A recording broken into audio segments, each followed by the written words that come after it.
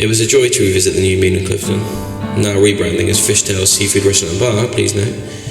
There's time to sample TK's new menu in the company of several friends, past, present and future. After a crisp bubbly on arrival, somewhat expected but extremely welcome nonetheless, followed by a quick bottle of lager to settle in, tasty items began to emerge in a close to perfect sequence of mini edible events. I personally won't dive into ultra detail as further tweaks may be ahead after I and the rest of us worthy attendees have their own summations of the evening in question. However, since this rather belated write-up follows England's defeat to Luis de la Fuente's boys, this writer will remember the last promising hope that actually delivered on the promise. As opposed to post-Wimbledon and Euro finals, Spanish dominance will surely inspire some cracking paellas in the not-too-distant future as our natural nationalism cools down. I mean, remember, this is a rotating menu that rewards flavour over anything else. I digress. Anyway, that's the Norrie Raducanu and Southgate issue out of the way, so on to the food and drink. An early surprise was a deeply dark risotto, richly mushroomy, salted with seaweed and perfect as an intense small plate. To follow was a close cousin to that risotto, and perhaps even nicer, a little lighter, which divided the missus and I. With a larger group, I'm sure they experiment with scale, so I can actually see the logic of the chefs all day long here. 2 risottos in a row? Yeah, it did make sense, especially in a tasting menu setting. I had forgotten how well this kitchen prepared small-scale seafood. My goodness, I had even forgotten this was the launch of a seafood-based venture. Bravo, and one more for luck, bra bleeding vow. Sweet razor clams and mussels roll on through, 2 of the best flavours in the world on a spoonful. I wouldn't even bother describing how nice that tasted. Order it.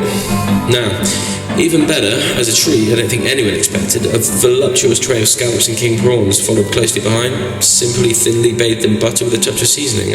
I could lie and say all it needed was a slice of bread, and I would be right, strangely. But this is just one of those moments where you cherish everything enjoyable about perfectly cooked shrimps and bivalves. It's not rocket science, but in a way, if you challenge most chefs to deliver this, it kind of is.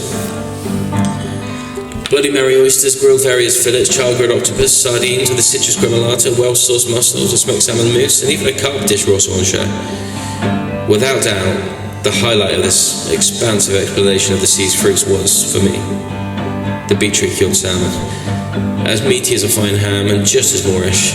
A good potato salad is to sit alongside any self-respecting gravlass, and this one has crayfish in it, so checkmate.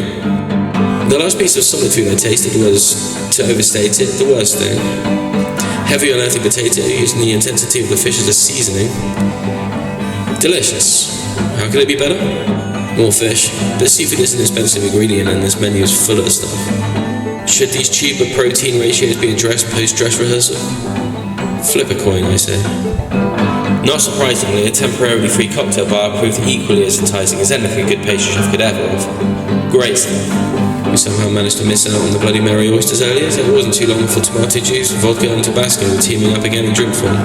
It would have been rude to stop at one complimentary cocktail, so we didn't. No shortcuts here.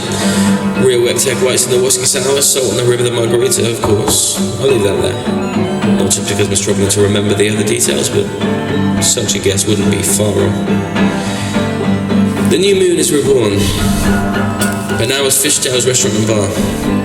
So is Louis Hessiantel, writing from within the 1% majority.